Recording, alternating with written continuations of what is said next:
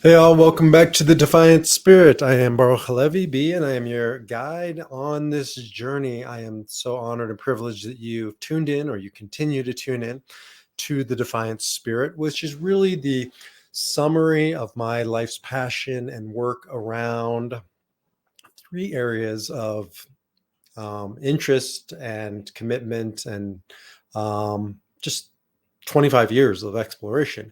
And those three areas are Kabbalah, Jewish mysticism. You don't have to be Jewish. It's a way of seeing the world, a blueprint. It's not a belief system. It's a roadmap for, I call it the blueprint of divinity. It's a very sophisticated way to understand spirituality.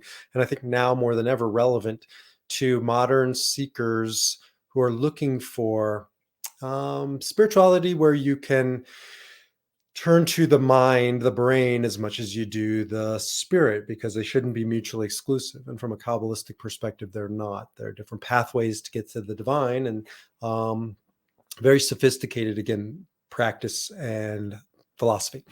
The other two are Dr. Frankl, Viktor Frankl, who I talk about all the time, teacher, mentor, and inspiration, Holocaust survivor, author of 34 books, I believe, Man's Search for Meaning being the most famous, and father of logo philosophy, which is really what I'm shifting to call it, logotherapy. But therapy connotes it's only really relevant if you're in a therapeutic relationship, and that's not what he meant by logotherapy. What he meant was therapy as in healing through logos. And what is logos for Frankl? Meaning. So it's meaning-centered healing and living, because it's not, again, just something that I do with clients. It's something that I live in my own life. How to find meaning in all aspects of my life, particularly in the darkness, but not exclusively. And so merging those two things together, which is not hard to do since he very much grows out of a Kabbalistic tradition. And last but not least is the Enneagram. The Enneagram is an ancient personality assessment tool system, and really more of an energy. There are nine. Ennea means nine, so nine basic energies. Or we're going to talk about today personalities, because I think that's really what they're best translated to in our modern language. Bringing all those things together is my newest program, the Defiant Spirit Enneagram. Very much the Enneagram, seen through the lens of Frankl, because as I've shared with you on many podcasts prior, Frankl was always worried about reductionism, being reduced. My friend Dr. Dan and I have a shared podcast we're doing now called Dr. D and Rabbi B, about all things Frankl, and we've touched on the Enneagram.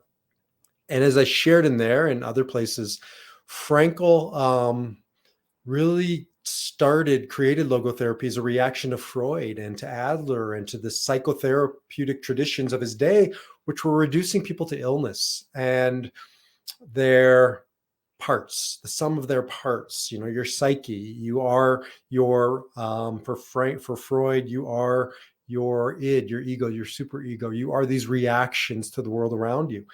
For Adler, was power and inferiority. For Frankl, those are things you deal with. It's not who you are. You are, according to Frankl, nous, or we would translate that as spirit. You have soma, body, you have psyche, mind, but you are nous. And your mind and your body can become broken or ill, but your nous, your spirit, is always whole. That's the true you. Call it whatever you want. Spirit, soul, true you, self with a capital S. It doesn't matter what you call it. That's who you are. We have to return to that place when our bodies and our minds become broken or sick, when the darkness descends in our lives. That place is always healed and whole. And so the Enneagram talks a lot about this in regards to how our spirit enters this world. And we're going to be talking a lot about bringing these two things together to utilize Frankl's defiant spirit, accessing that place of spirit.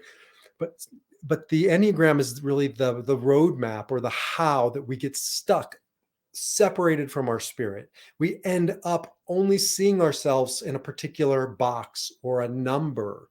That's the nine numbers, the nine energies, the nine personalities. We start wearing the personality as a persona. This word persona comes from the Greek mask, right? What is personality? Personality is a persona. It's a mask. You wear it over and over again for long enough, you start believing it's who I am. And so what we're exploring is that you are not your persona. That is something you've developed to survive and to hide, but to protect yourself. And it's necessary. And again, we'll explore that. But it's not who you are, it's what you do. And Frankl would say very much, don't number yourself in any way, and all kinds of numbers. I've done podcasts on, weight is a number, and IQ is a number, and salary is a number, and then labels like mom and dad and American and Christian and Jew. These are labels and these are numbers. They're finite. We put them on ourselves to describe ourselves, to define ourselves, to navigate the world. That's not bad. We need numbers. We need language. We need ways to communicate. We just can't forget that we are not the vessel, the vehicle. That's this, right? The Wayne Dyer calls it the flesh suit, right? The pointing to myself. Some of you are watching, some of you are listening. So forgive me if I forget that you're listening and not watching. And Wayne Dyer says, the flesh suit is necessary. It's a container for the spirit, but we don't want to confuse the two. It's sort of like when you serve soup at dinner, right? You can't just serve the soup without the utensils, without the pot, but you don't eat the utensil. You don't eat the pot. You realize it's a vehicle to deliver the soup. The body, the mind, the stuff of this world, the number, the personality, vehicles. It's not who we are, it's what we do.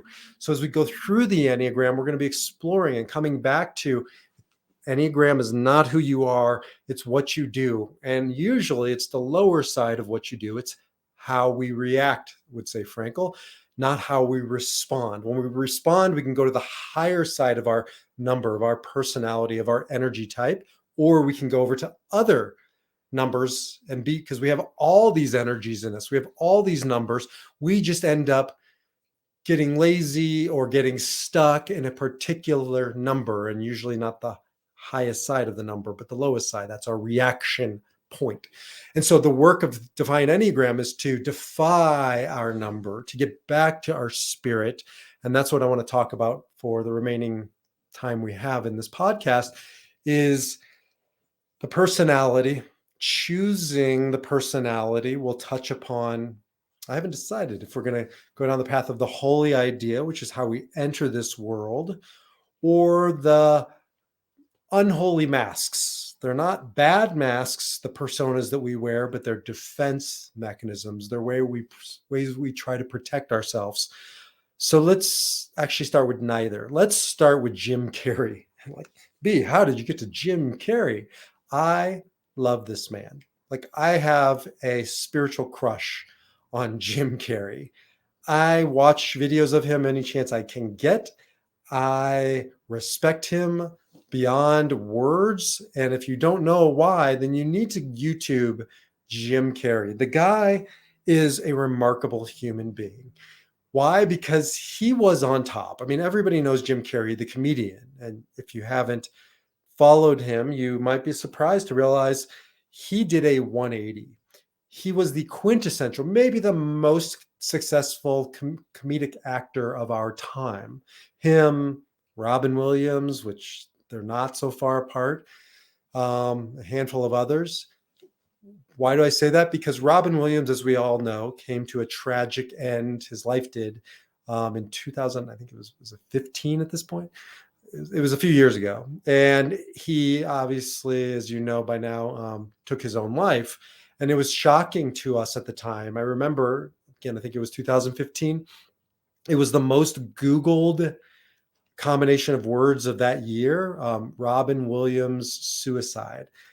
And I think it was, in my estimation, because those didn't go together, because Robin Williams was the comedy actor of our time, even though he did quite a few darker, kind of challenging roles. One of my favorites, and I've talked about it before, is What Dreams May Come, which was really sadly foreshadowing so much of what he was going through in his life, or his unfortunate destiny. But the bottom line was, behind the mask of comedy was a tortured, struggling person, struggling soul.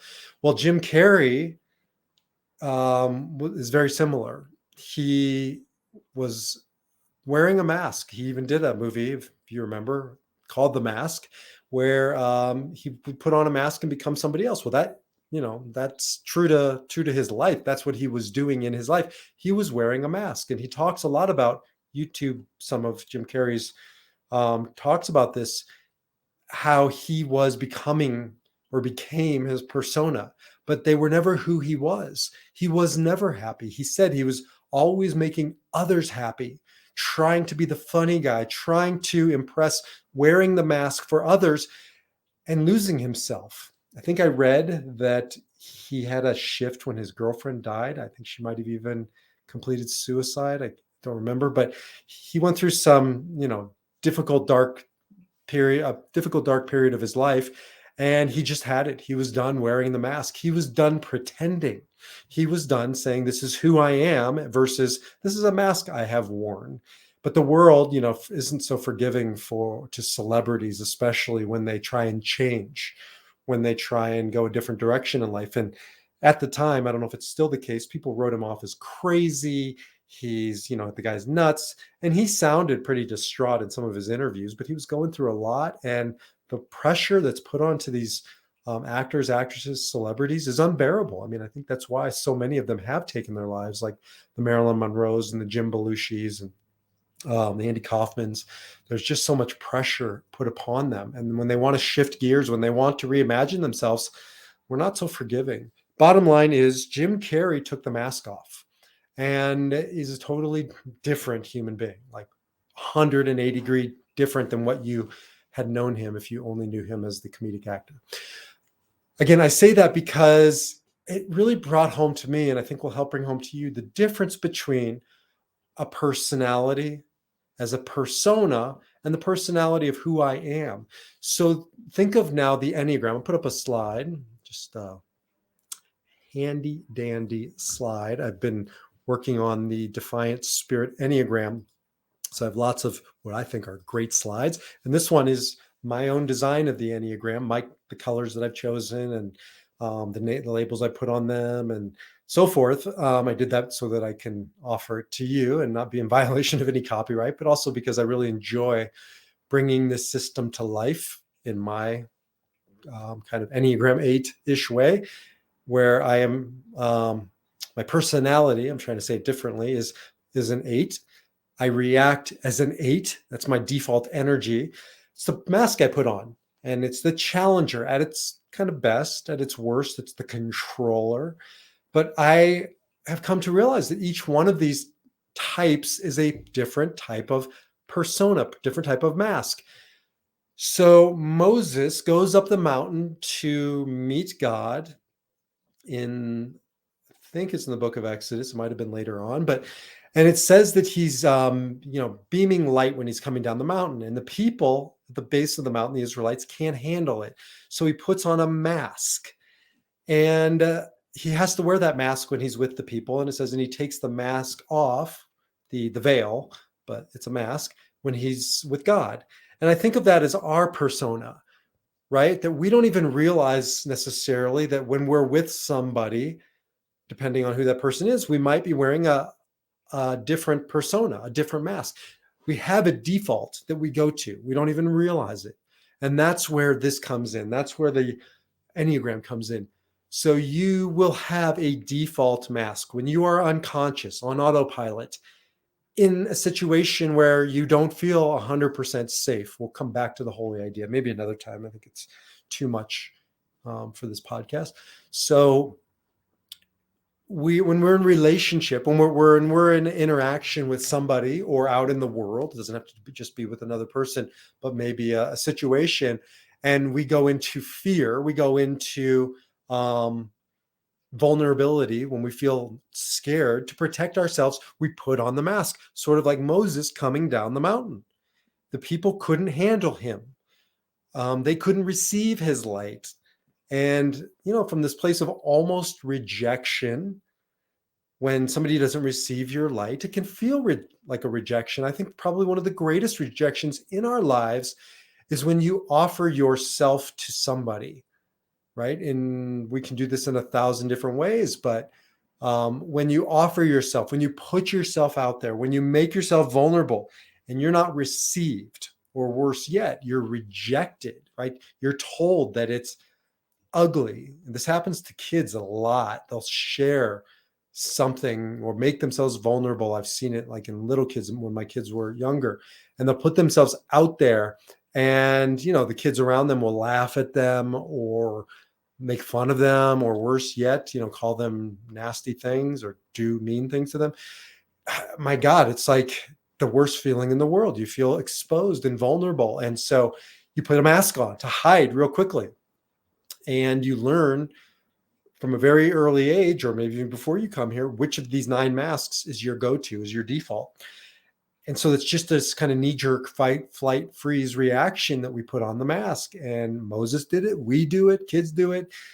So it's about learning to see how we're reacting, what mask we're putting on, and asking ourselves, do I want to be wearing a mask right now? Or am I just doing this out of a reaction? I'm not telling you to get rid of your masks. You never will, at least not until you leave this world. We need masks. We cannot walk around vulnerable and exposed, and we shouldn't. Like, I don't want to be Pollyanna about this. We need our personality to be in relationship, to protect ourselves. We need to develop the skill of sharing with people who deserve our light, who've earned our light, and not sharing with people who haven't deserved, who haven't earned it and don't deserve it. I think that it's just too easy to wax poetic about being vulnerable and sharing and having the courage to share. Yes, and part of that is discernment, knowing who you should share with, knowing who you should not share with, right? This is why I've talked to multiple seniors in the past month or so, counsel people of different ages, but especially in the afternoon and sunset of life. And I've counseled a few of them who have been taken for scams in the past few months. And part of the work we've been doing is for them to, right, put on the mask when the marketer calls, and for them to have a little more of a defense mechanism up so that they're not so vulnerable and exposed and taken advantage of. So again, the mask is not wrong. It's there for a purpose. The problem becomes when we forget we're wearing a mask, when we wear it so often, when we live our lives in reaction. But choosing to put on a mask is not reaction. That's response, right? If I see muggers, bad, people coming at me, I can just sense they're bad. I need to put on the mask of my 8 kind of ferocity. I need to step it up. I work with a lot of Enneagram 2s who are relationship types. And there's a line between an 8 and a 2. You can't see it on this slide. 2s need to develop that 8 of strength, of conveying, right, their 8 quality that we all have. 2s have natural access to it, but they oftentimes put it away because they either are scared of it or they think it's a bad energy. It's not. And that's the energy you take out when you're walking down an alley at night and you see thugs walking at you. You shouldn't be in that situation. You shouldn't put yourself in harm's way. But if you are, you don't want to react like a softer 8 or 2. You want to react like a harder 8. That's an energy. So it's about learning how to put on the mask and take off the mask, and when to put on the mask, when to take off the mask, with whom. It's also about learning, gaining access to all 9 of these. So if you're looking at the screen, you'll see the 9 energies. You have access to all 9 of these. I've said it 1,000 times. I'll say it 1,001 times. There are not 9 Enneagram types. There are 10. That's why I put the ENSO, which is that almost completed circle of soul-centered that we use in our logo. That's why I put it at the center of the Defiant Spirit Enneagram, because I wanted to remind myself and others that you are that circle. You're striving and stretching towards that 10th. Completion of all of these would be the final circle. And it's never done. Like, I don't think we're going to get there in this lifetime. I think that's the work of this lifetime, is to work towards bridging the gaps between these 9 numbers, completing the 10th, closing the circle, which means we have access equally to all of them. Again, we have a primary type, a core type that we have specific or natural reaction to, that we don't even have to think about, that we can go to with, for better and worse, without thinking about it. So you have one type, and again, you can take a test to get to that type, or you can just continue to journey with me through the Defiant Spirit Enneagram, these podcasts or the videos I'm doing, the program that I'll soon be offering you.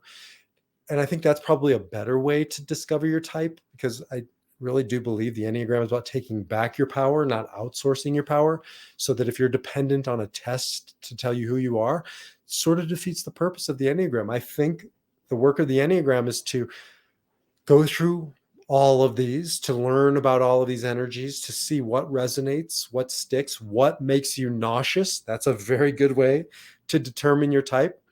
I say that only half jokingly, but when I work with people and we're discovering their type, you can often tell which Enneagram type is theirs by which type makes them the most uncomfortable, if not disgusted. 2s will often have this, when they look at the shadow side of a 2, the light side is the helper. The shadow side is the manipulator, the giving to get. And when 2s have to confront that, and we all have shadows, it makes them very uncomfortable. So, each one of these types has its shadows, and I'm not bothered by the manipulation of a 2, because I don't have a lot of 2 in me.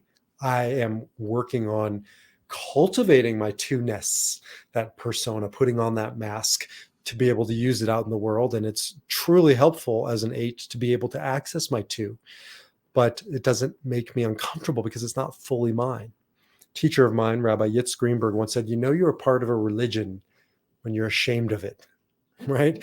I mean, think about that. Like, I'm not ashamed of the Catholic Church and the shadows that they deal with. I'm enamored by the Catholic Church and really see the beauty and the blessings of it. It's not mine. Some of my really good friends from growing up are Catholic, and I have many Catholics in my life. One of my primary teachers in this life is Richard Rohr, Father Richard Rohr. If you don't know him, read his books. He's got a great one on the Enneagram, by the way.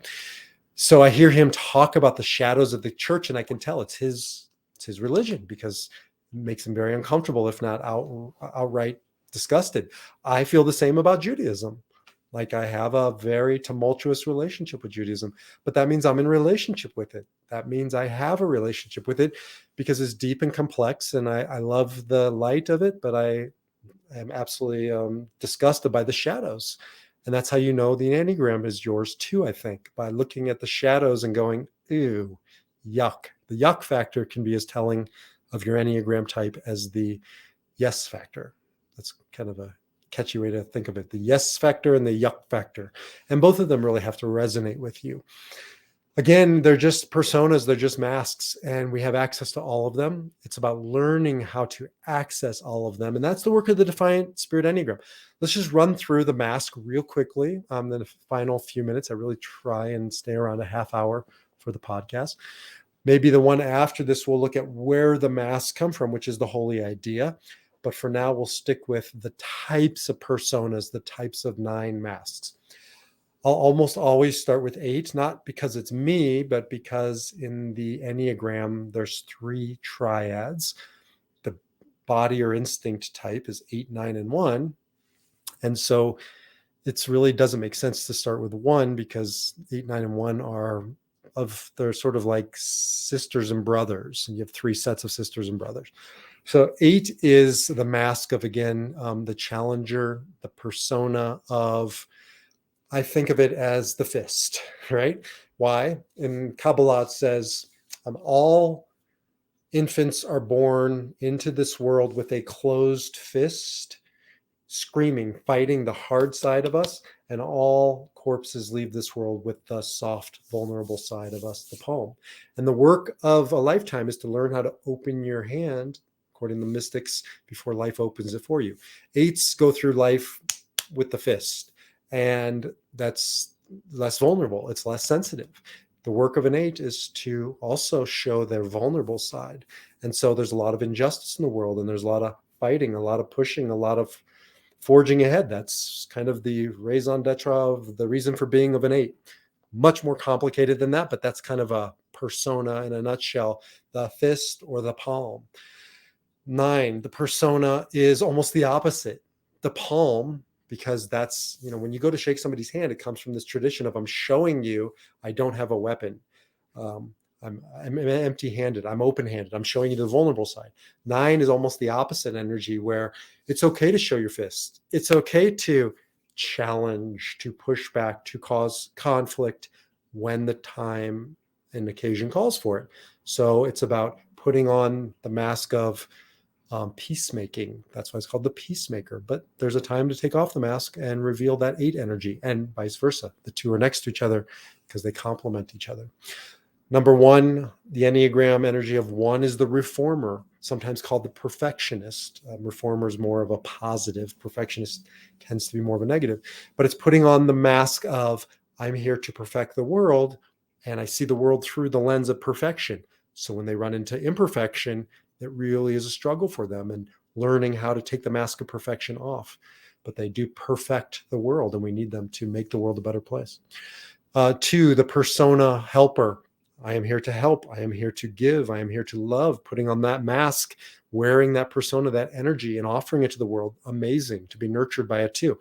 The flip side is, when you don't need a 2, or when they feel like they're not needed or wanted or loved, the mask, right, can really become hardened and used to manipulate, like I said before. So really learning the mask of the 2 is all around relationship.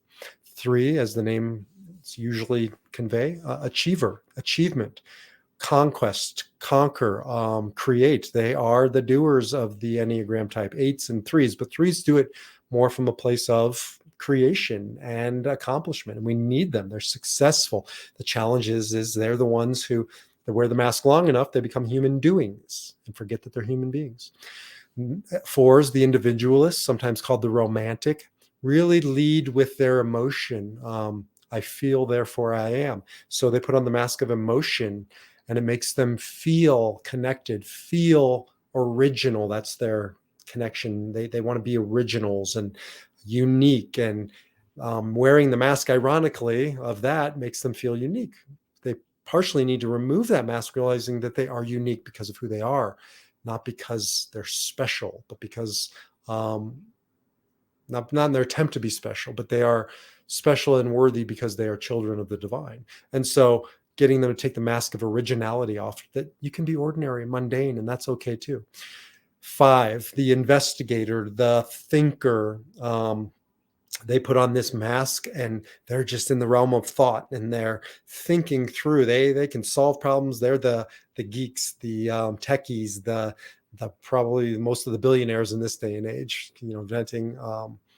They're just thriving in the information era. And so, but they'd have to take it off to realize that the world isn't about ideas. It's about relationship too. It's about living life, not just thinking life. So taking the mask of ideas off. 6, the loyalist is, like it says, all about loyalty to a person or to a movement or to a cause. Also, they are in this space and place of thinking, because they're at the center of the thinking triad, and they can get stuck in this thinking, overthinking, analysis paralysis, really stuck in worry, anxiety, and fear of, especially when there's betrayal in those relationships, or when a system fails them. And so really taking the mask off and living in more of a space of faith. Last but not least, the mask of the 7 is this enthusiast persona, mask of let the good times roll, right? Kind of Jeff Spicoli in Fast Times of Ridgemont High, or you pretty much think of any big booming personality, joke teller, life of the party. They are amazing human beings who have to realize they're amazing not because of the adventure and the experience and the life of the party, but because that they are also children of the divine, and that they are worthy just being here and now, and they're capable of so much more than just good times. They're also capable of the bad times. So each one of these wears a specific type of a mask, but I'll say it again, you have all these masks in you. You take them out at different times unconsciously. The work of the Defiant Spirit Enneagram is to take them out on our time frame, by our choosing, responding in a certain way. So I don't want to respond like an 8. I want to respond like a 9. The exact opposite. I'm going to put that persona on, go out into the world and wear that for a little while. We're going to wear masks. We're going to have personas. We're going to be in a vulnerable space out in the world where we need to wear the mask. The question is, do you have a mask, or does it have you? Do you have a personality, or does your personality have you? Stay tuned for more of the Defiant Spirit Enneagram. That's the work I'm going to be doing in these podcasts. And when I'm with Dr. Dan, we'll talk probably more things logotherapy. When I'm with guests, we'll talk wherever the spirit takes us. But for now, I'm focused on merging the Defiant Spirit with the Enneagram. So stay tuned for more. Jump over to My Soul Centered. You can learn more about all the work that I'm doing around the Defiant Spirit Enneagram. We can work together on discovering your Enneagram type, different ways to work with you. But for now, just get out there and live your defiant spirit, defy your number, live your spirit. And I'll see you in the next podcast or video. Take care. Shalom, salam. Namaste. Peace.